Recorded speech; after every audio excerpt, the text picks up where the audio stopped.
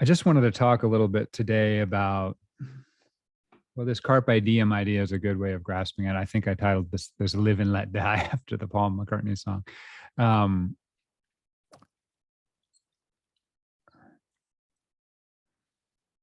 I've been playing with this stuff a lot over the last few months. There's a kind of passive aspect to meditation where we are learning to accept, stop struggling against, stop fighting with. Incredibly important because that's our main mode of interacting with our lives, is trying to fix it. Right, that's our main mode. It's like, how do I fix this darn problem, which is my life? And the problem changes, but it's always sort of the same kind of thing. Like, if I could just get it all right, then everything would be fine, right? And so there is this ability, this practice of withdrawing our energy from that struggle in meditation. But meditation is also very active. It's a very active, proactive choice.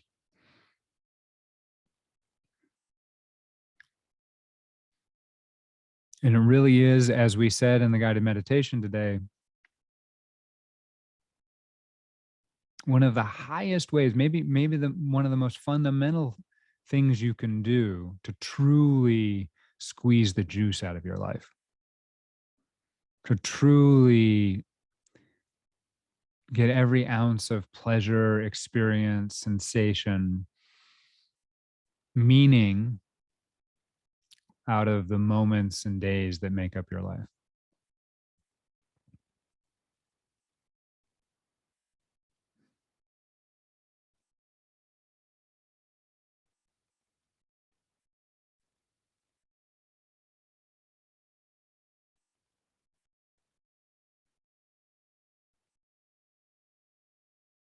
Trying to think about in Dead Poet Society, when Robin Williams is saying that to the kids, he's telling them to sort of think outside the box. That's a big part of it. Look at things differently. Remember them all standing on the desks so they could see the world a little bit differently. Explore literature. They form that club where they go to a cave, and they're having all these adventures, right? To seize the day. But the essence of those adventures, the essence of being able to have those adventures, is the willingness to step outside of your normal way of being and thinking. And that requires a active will, an active energy to move yourself outside of those habits. Our habits are our habits of mind, our habits of emotion, our habits of behavior are all deeply ingrained in us, and they have a lot of energy put into the structures that built them. To unwind them, you have to release that energy, or you have to apply energy to release that energy.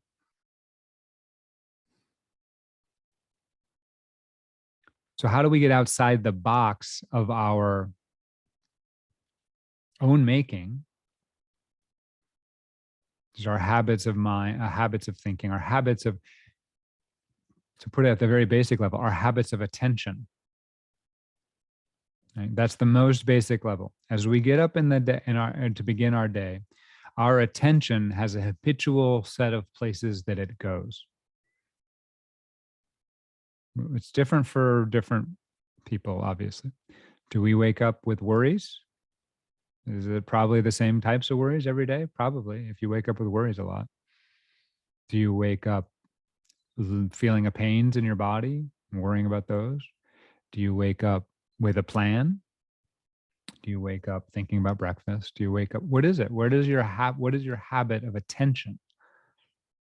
Your habit of attention will create your day.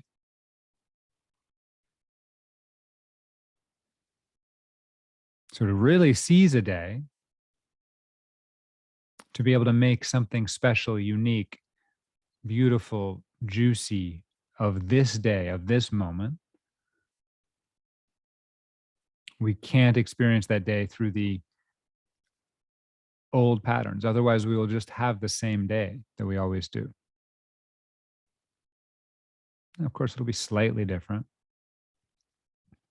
but we won't be in a cave with pain in our face, reciting poetry, right?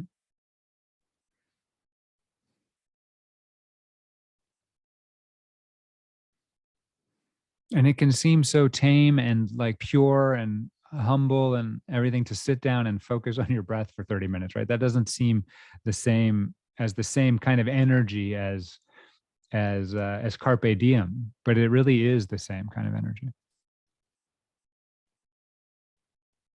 because there is a wild world inside our breath, inside our body, inside whatever you want to look at with a new mind, right? If you're willing to look at it with a new mind, a fresh mind, a beginner's mind.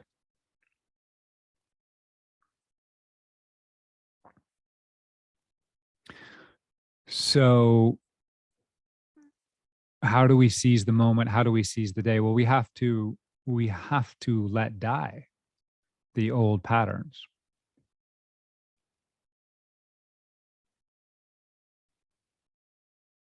To live today, we have to let die yesterday.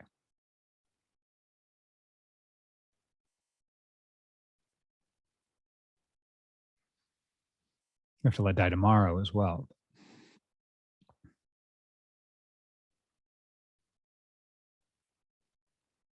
Another way of putting this is living today is the letting die of this moment.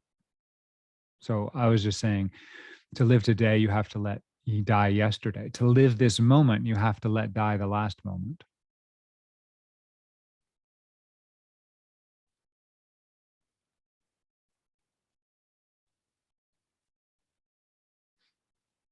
I can't really express how radical this is.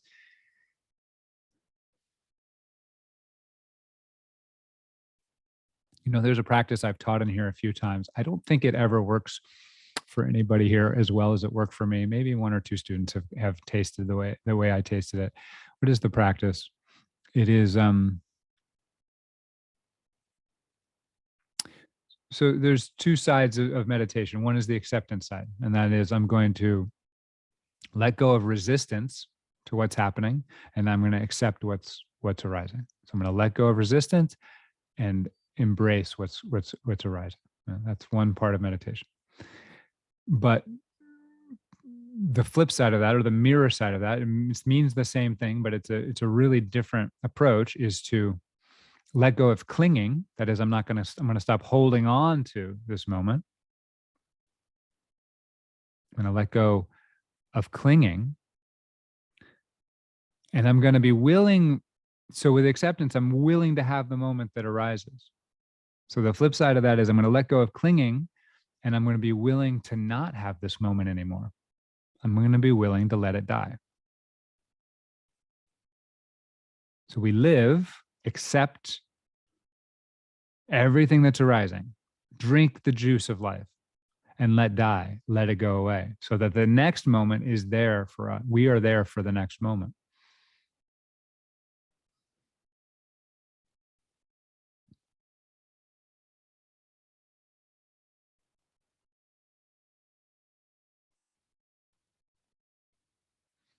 I really love the paradox that's built into this. If when we really understand the basics of meditation, there really is a paradox. It reminds me of the Stoics, and there's one of the Stoics, I think it was Epictetus, um, had a very simple aphorism or instruction, which was to you don't reach out as the food's coming around the table. Don't reach out and try and grab it from the next person, or like, oh, I really want that across the table, and just wait for it to come around to you. And then when it comes around to you, take that food, and then don't hold on to the plate. Let the plate go on to the next person, right? And that's the idea of how to live life. And that the Stoics have this reputation for being, well, Stoic. That's how the word the word is used in our everyday language as sort of being less into sensory experience, right? But that's really not the flip side of this. Is I'm going to fully enjoy this piece of whatever that I just got, this piece of fruit, this piece of bread, this lasagna, whatever it is. The Epictetus, it was really good with lasagna. He loved lasagna.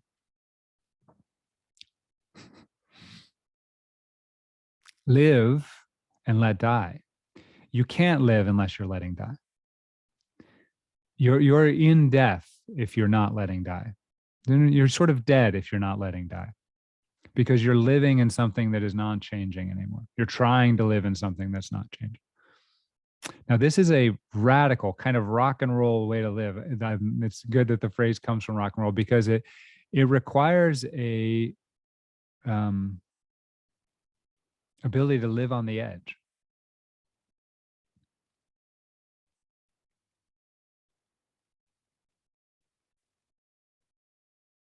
We can't hold on to anything. Everything is taken from us. That's a fact. But it's taken from us a lot more radically than we think. It's taken from us right now. Yeah, we can give the argument it'll be taken from you eventually. You're like, yeah, everyone gets that if you really think about it, and you don't want to think about it, but it's taken from you right now. But when you realize that you can't live unless things are dying, I, as a kid, I never really there was always this I don't know, maybe it was in philosophy that I first heard this, or just philosophical type discussion, where people would say that life gets meaning because we die, right? They're like, when the fact that life is finite, that we are mortal, gives our life meaning. And I honestly didn't get that as a kid or a young man. I just loved life so much. Just like, no, I life seems to have a lot of meaning. I don't need to die. I'm going to really enjoy it, right? As it is. But the real core of that message is that you can't really be enjoying this moment unless you're dying.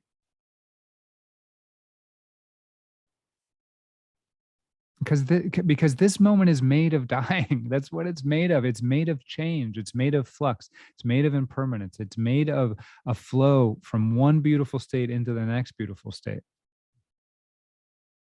And you are not separate from that. You are part of that.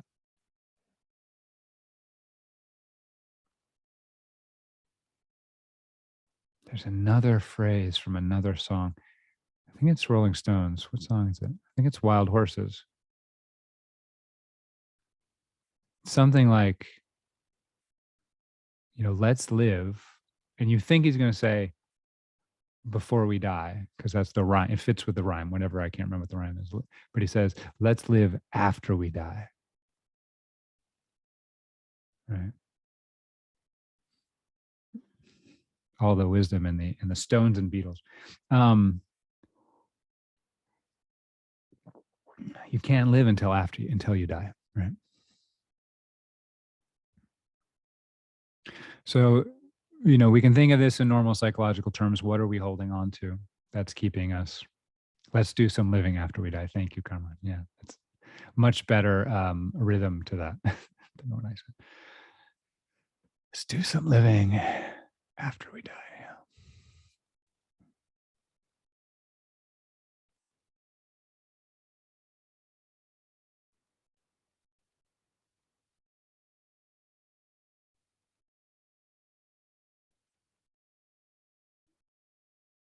So back to what I was saying, there's that practice, just to finish this up, there's that practice of, I'm going to let go of resistance, and I'm going to be willing to have this experience.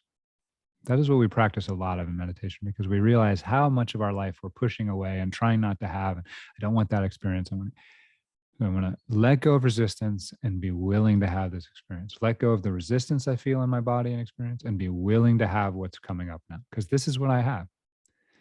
But I'm also going to let go of clinging and be willing to not have this experience. What does that mean, to be willing to not have it? To just be like, it's okay if it goes away. It's okay if this experience ends. Those twin permissions to your life allow you to really be alive. And to me, when I'd already been meditating for a while and had some pretty big experiences with this, when I started doing this on retreat, you start to feel the I tried to describe it in the guided meditation. There's every cell of your body, every pixel of your experience is flowing and vibrating. And only the mind is stopping things. The mind is trying to say, well, I'm going to take all that flow and vibration over there and I'm going to call it a cat, right? And now I don't have to think about or experience that flow and vibration. It's just cat, boom, done, dead. You can call it living if you want, but in your mind, it's cat, right? When you stop doing that and you experience life in its flow, I can't even describe it. It's almost, yeah, it literally is like the sort of life starts flowing through your body. There's not a part of your body holding on and separating itself from that flow.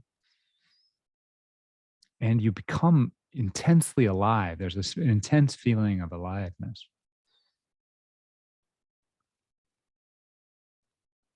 And there's a phrase in Mahamudra called, you might have heard this in Buddhism, called emptiness. And it doesn't really translate in the West very well because emptiness sounds pretty negative.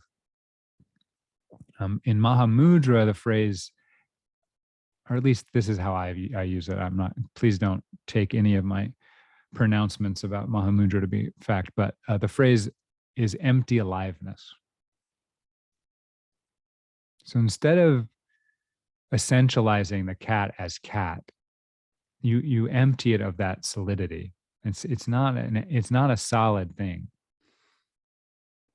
Schrodinger's cat is a very good example of an empty cat. But it's even more alive at that point.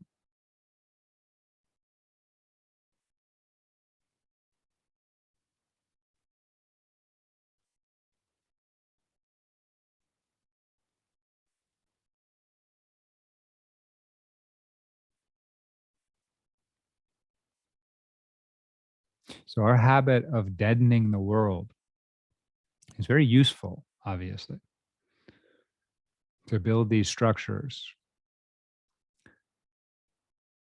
But we start to live inside of them. We start to believe them. One thing I learned from, Graham was my advisor in my PhD. One thing I learned in philosophy, which maybe not what was supposed to be taught, but it's really hard to define a cat. It's almost impossible to say what a cat is or what a dog is. It's impossible to delineate it from the rest of the world. Physics can't do that for us. Like, there's the dog. That's the only dog and nothing but dog. You can't do it. It's because it's not really the way the world works. It's a very useful way of interacting with the world. I mean, maybe it is the way the world works, but definitely in experience, it's not the way it is if you look very closely.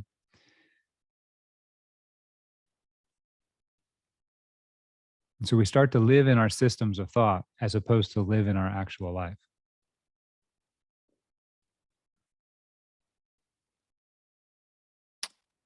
Start to live in the dead parts because they feel safer than living in the alive parts, which are much bigger, much more flowery, much more amazing, much more adventurous.